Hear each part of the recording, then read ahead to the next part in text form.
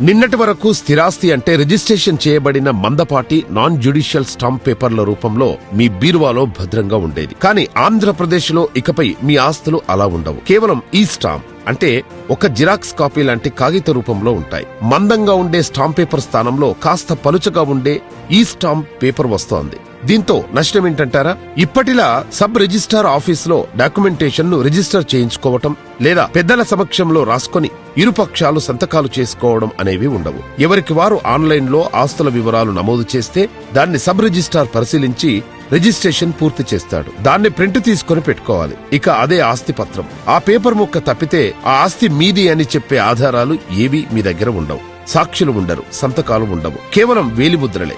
మీ వేలిముద్రలు, మీ ఆస్తి వివరాలన్నీ కూడా ఒక ప్రైవేట్ సంస్థ దగ్గర ఉంటాయి.